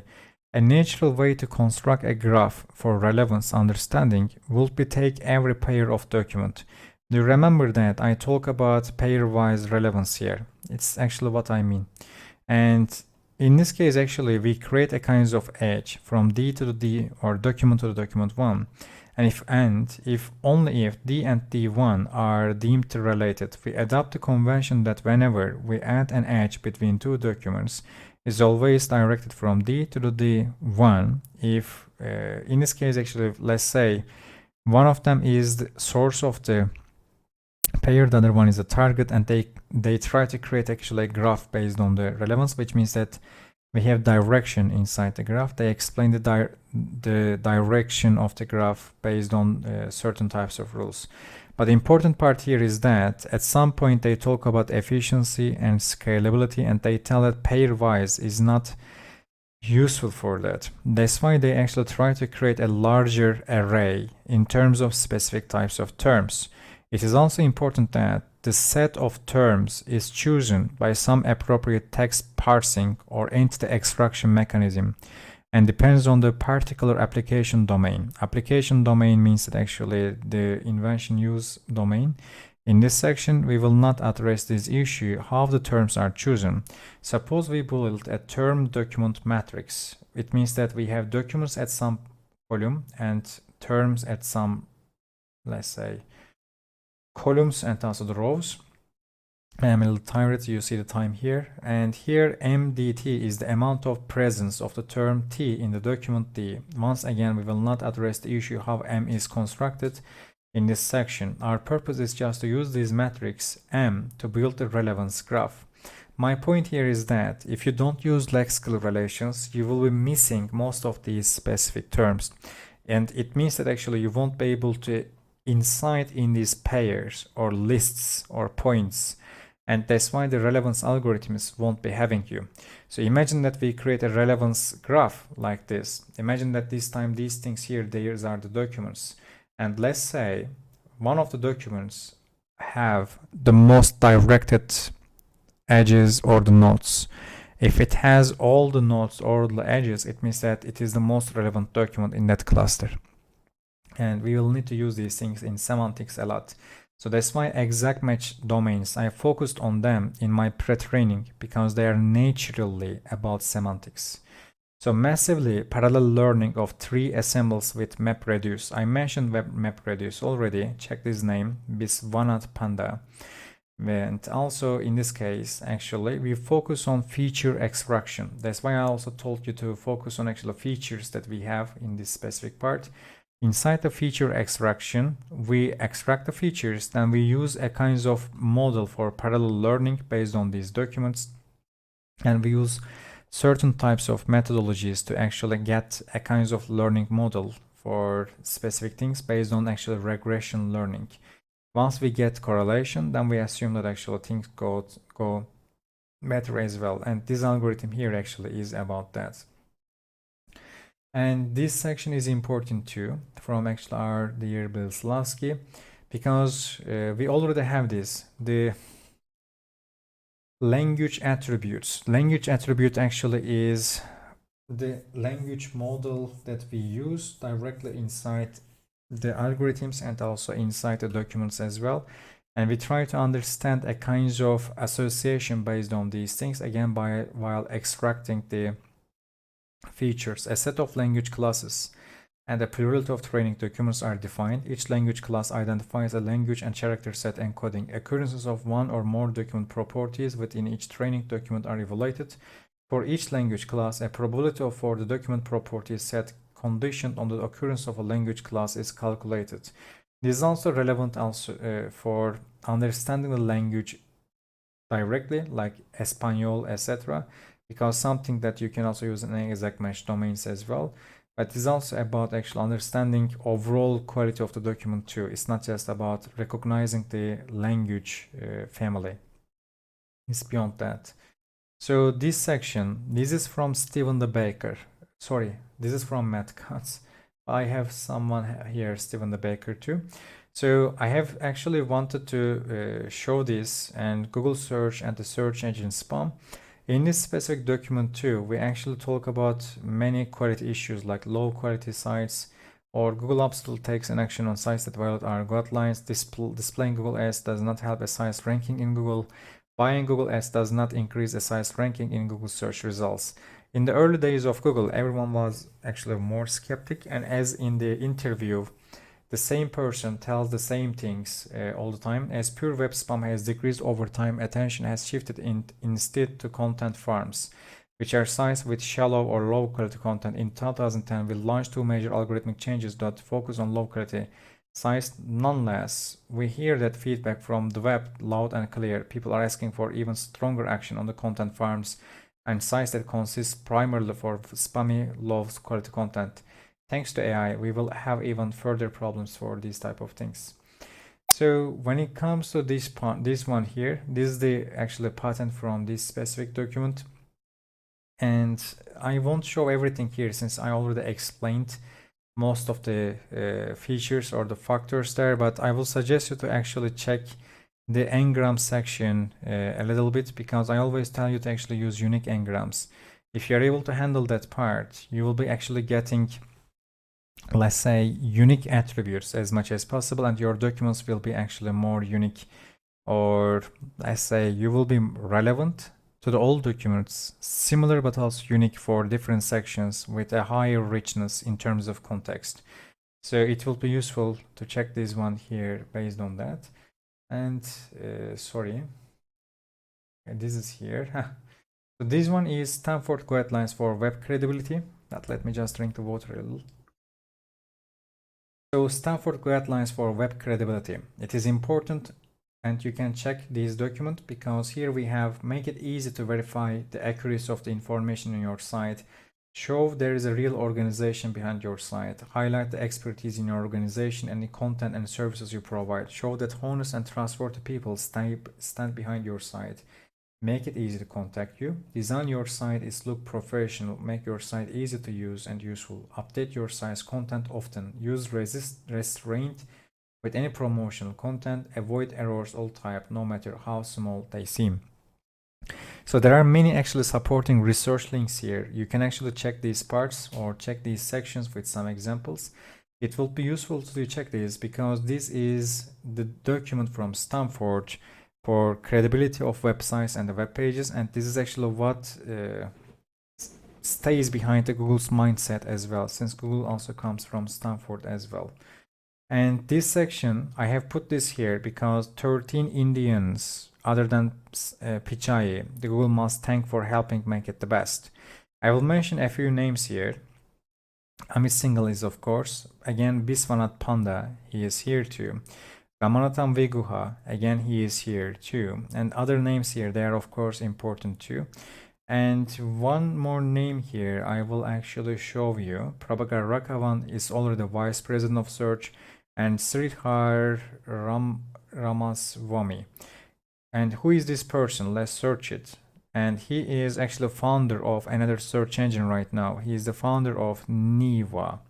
And Niva, it is an important search engine, because if you search for Niva or Nieva like this, you will see that actually this is a competitor of Google, and he actually has left Google and he became a competitor. And if I search something here like who is Ramanathan Guha or something like that, we will get actually answers directly. But the important part here is that they already actually provide a Niva AI results.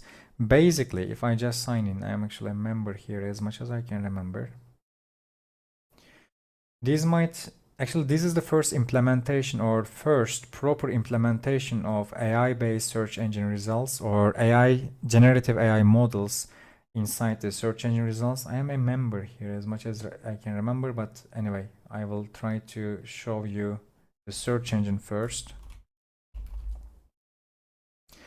And in this part, actually, the search engine is a competitor to Google. It is a new search engine, I can tell. If I come to this part here, usually if you use the AI results, they write actually specific, let's say, summarizations or other types of things directly in this area. It can be useful for you to check actual results from Niva, because the person here, he is really important and he knows how to monetize search engines as well. He is a marketer too and a good engineer as well. So if you compare the results from Niva to the Google, if you check how they use the AI, it can give you some ideas for the future as well.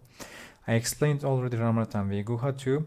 This section is a little bit important in terms of query semantics and example. I will publish these presentations webinar in the future, but here Paul Haahr tells that consider pairs of searches: United reservations, continental reservations. They are synonyms, but at the same time there is a minor problem here because these two annotate different brands. So in this case, these are siblings, but also these are rivals, but also they are synonyms.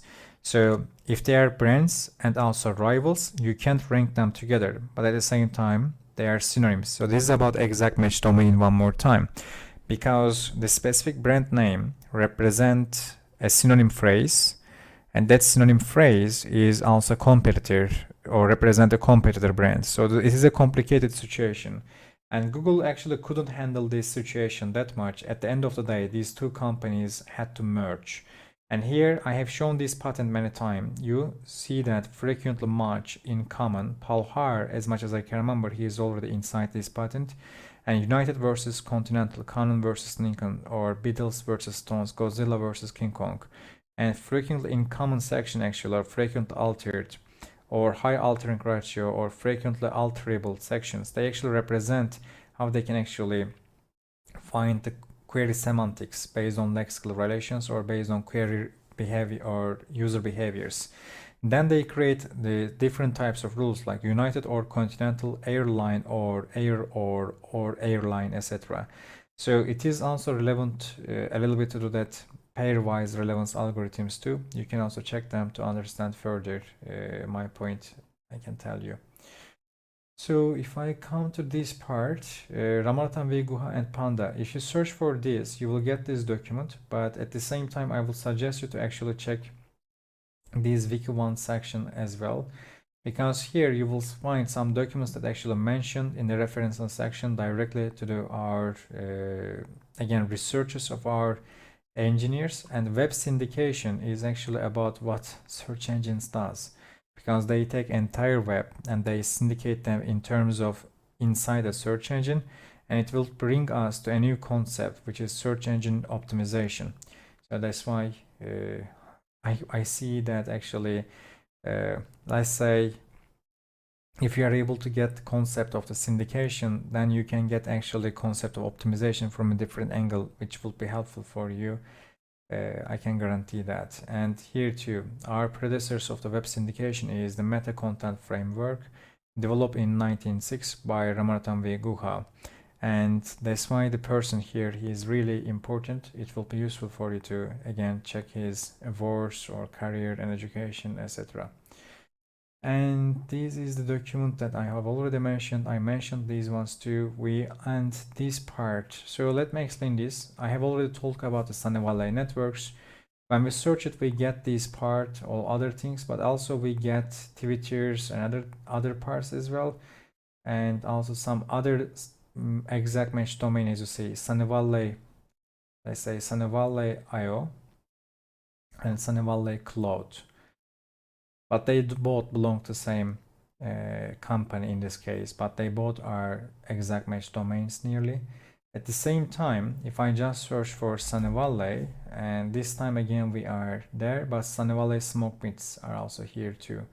And if we come below, Facebook, again, here from them here, Crunchbase from us here, Sunny Valley Cloud is here, LinkedIn from us, Twitter from us, Yelp from them, Walmart from them, and also Indeed from them, and also some others from them, also from us, are here too. We also see that Sunny Valley Aragon, which is a place. So this is actually what we call there. If I show you these results here, which is the holistic SEO, you will see that actually that we are at the top, because holistic SEO, that digital, it is also actually an exact match domain, I can tell you. And in this case, you will see that Google Auto Rank is here.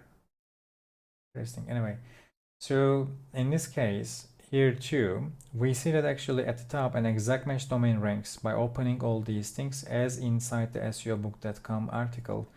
And at the same time, we have a guide. But in terms of pair-wise relevance and also overall brand attributes, we also have our Facebook page, because I search from United States and usually Facebook ranks higher in United States.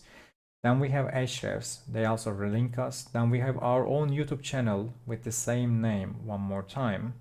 And at the same time, they don't use actually a certain types of, let's say, our YouTube profile here, but they use this specific video because I have written an explanation or description there. And at the same time, we see LinkedIn from us, Trustpilot from us, in this part, Twitter from us, Crunchbase from us, and some other sections. Then we also see job advertisements, and after a point we see another company with the same name, and nearly some other companies, maybe some similar domains like holisticdigital.co this time, but title is different in this part. So important thing here is, if I search the same thing with the before 2018, I am not there, we only have Yoast. And the SERP here is, you see, it is only conceptual and it's too different already, I can tell. So you can try to check these things in that way. And I already have shown you this document. I won't repeat it one more time. You can check it later too. I believe I have finished most of these sections. I already explained this. I also explained it before too. Many times. You can check it, and I believe we can end this specific document, but I would like to show you the explanations of the Bilslawski in this part. Compensation distribution using quality score, again from Google. There are some values or labels that they can use according to the patterns, like, let's say, verifiability. Again, it is aligning with the Stanford principles. Timeliness, aesthetic quality, originality, cohesiveness, reputation, informational value, search ranking, popularity, server responses, or some other criteria. If you will check this specific document too, I believe it would be useful a lot. So besides these, I guess I have explained many things in this area, no need for showing them, but maybe this, helping competitors understand language. So I have focused on this because Stephen De Baker is here, and he is explaining actually how the queries can change their meanings, and this is what we do with the exact match domains, like arm reduction versus arms reduction. They might actually mean the same thing or different things with different word combinations. Gym White or Gym University or Gym College or MBA Gym or Gym Screen Star or Gym Wars or Gym Navy, etc. So basically, Stephen De Baker is important because he works for Apple right now, and in the book that I will be publishing for information responsiveness, he is at the center because he is the person behind every feature snippet that you click or you read today. So my people, we are coming to end of this pre-training. You see the time how it is late, and despite I work all day long, I wanted to present you this case study. I wanted to have written it and read it, and also give you all these resources. And if you are able to make your life better with all this information, it will really make me happy. And when I create our community, I will be happy to see you there as well. We will be sharing way much more things in a more organized way. I promise you that. So I want to go to the sleeping, and love you all, and namaste.